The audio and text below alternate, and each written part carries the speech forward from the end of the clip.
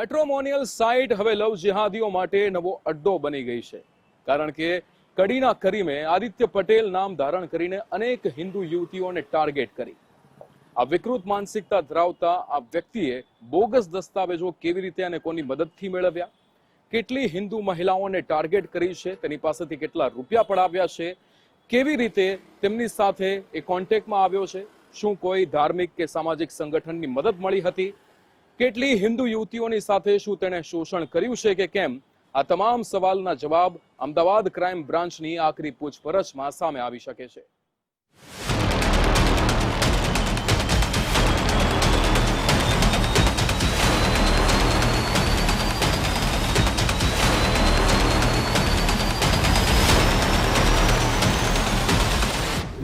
કડીનો કરીમ બન્યો Aditya Patel. Matrimonial site પર મૂક્યા બોગસ દસ્તાવેજ. મોબાઈલ ફોનમાં 20 યુવતીઓના નામના ફોલ્ડર. 8,000થી વધુ આપત્તિજનક તસવીર અને વિડીયો. ગુજરાતમાં લવ જિહાદના કિસ્સા વધતા જાય છે. ઉત્તર ગુજરાતથી લઈ અને છેક દક્ષિણ ગુજરાત અને કચ્છથી લઈ સૌરાષ્ટ્રના વિવિધ શહેરો કે ગામડાઓમાંથી છાશવારે મુસ્લિમ યુવકો બનાવટી ઓળખ ઊભી કરી હિન્દુ યુવતીઓને પ્રેમજાળમાં ફસાવી શારીરિક શોષણ કરતા હોવાનું સામે આવે છે. જોકે જાણીતી મેટ્રોમોનિયલ સાઇટનો ઉપયોગ કરીને લવજિહાદની પ્રવૃત્તિ આગળ વધારવામાં આવતી હોવાનો ચિંતાજનક કિસ્સો અમદાવાદથી સામે આવ્યો. વિશ્વ હિન્દુ પરિષદ અને બજરંગ દળ જેવા હિન્દુ સંગઠનોના યુવકોએ સક્રિયતાથી ઝડપી અને કાર્યવાહી કરતા જિહાદી માનસિકતા ધરાવતો યુવક કોઈ આપત્તિજનક કાર્ય કરે તે પહેલા જ પોલીસના સકંજામાં આવી ગયો. અમદાવાદને અડીને આવેલા મહેસાણા જિલ્લાના કડીનો કરીમ રફીકભાઈ સિપાઈ નામનો ઈસમ પરણિત અને 20 વર્ષના દીકરાનો પિતા છે. કરીમ સિપાઈએ ખોટી વિગતો થકી કેટલીક મહિલાઓ પાસે રૂપિયા પડાવ્યા હોવાનું કબૂલ્યું છે. વળી કરીમને નકલી દસ્તાવેજો બનાવી આપવામાં ચોક્કસ ગેંગની સંડોવણી હોવાની શક્યતા પણ નકારી શકાય નહીં. કરીમ રફીકભાઈ સિપાઈ जो कड़ीनो રહેવાસી છે એનો પકડવામાં સફળતા મળી. આ નામ ચેન્જ કરીને આદિત્ય પટેલ નામ રાખીને મેટ્રિમોનિયલ સાઇટ્સ પર જઈને હિન્દુ લેડીઝનો ફસાવતા હતા. પહેલા પોતાનો એવી રીતે પ્રોજેક્ટ કરતો હતો કે ખુદ વિદુર છે, એની વાઇફ એક્સપાયર થઈ ગઈ, હવે આ જો વિડો લેડીઝ છે એનો માટે આ લોકો શોધે છે.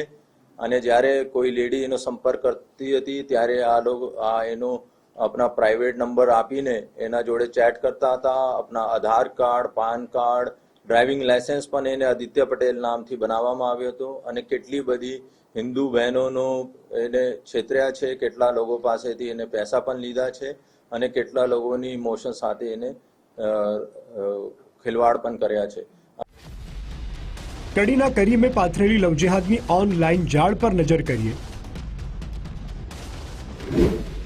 તો તેણે જાણીતી લગ્ન વિષયક વેબસાઇટ મારફતે હિન્દુ મહિલાઓને નિશાન બનાવવાનું ષડયંત્ર રચ્યું. સૌપ્રથમ કરીમે જીવનસાથી.com પર આદિત્ય પટેલ એવું ખોટું નામ ધારણ કર્યું.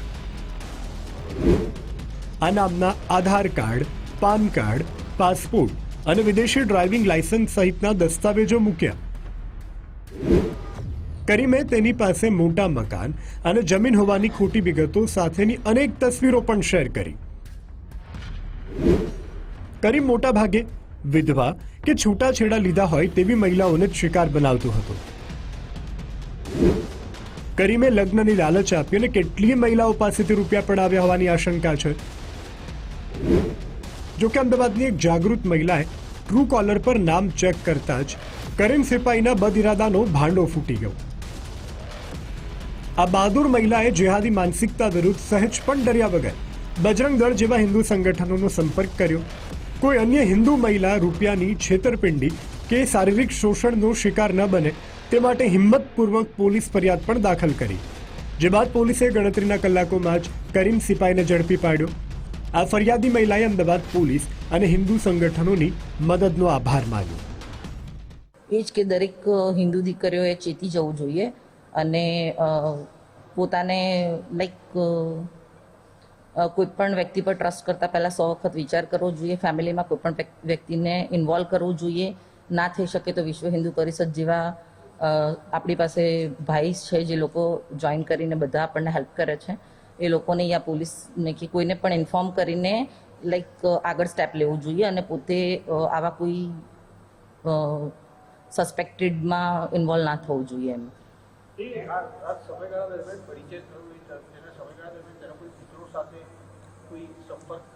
ના, એણે કોઈની સાથે કોઈ વાત નથી કરાવી. ક્યારે એણે કોઈની સાથે વાત જ નથી કરી.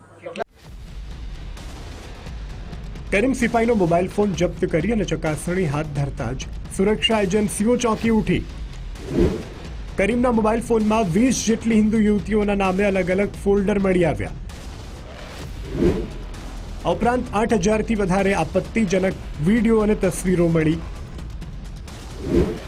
પરિણીત કરીમ સિપાઈ પોતાને વિધુર અને નિસંતાન ગણાવી કેટલીય મહિલાઓને વાતોમાં ફસાવી ઓનલાઈન રૂપિયા પડાવ્યા હોવાની કબૂલાત કરી છે.